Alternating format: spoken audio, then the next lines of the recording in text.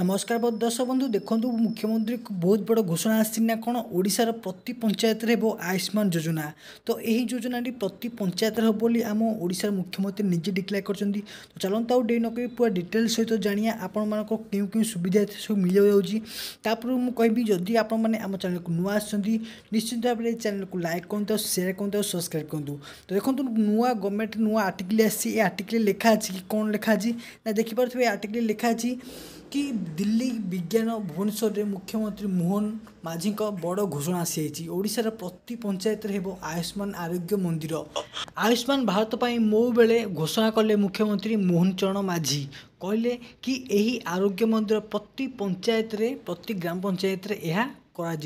तो यही आपण मान कौन सुविधा रहा आपंकर मेडिकल सुविधा रहाँकि आपंकर कौन कहार कि कौन प्रोब्लेम अच्छी मेडिकल से मैंने यही पंचायत ऑफिस आसिकी निजर ट्रिटमेंट करेंगे संपूर्ण मागणार करेंगे। आपंकर प्रत्येक ग्राम पंचायत जी जो ग्राम अच्छी से ग्राम पंचायत जाकि आप चिकित्सा पूरा मागणार करेंगे।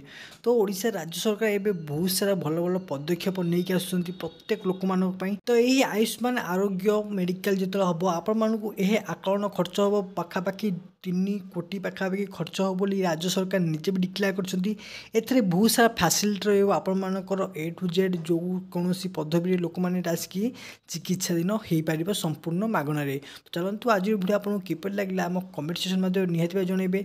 आज वीडियो जय जगन्नाथ।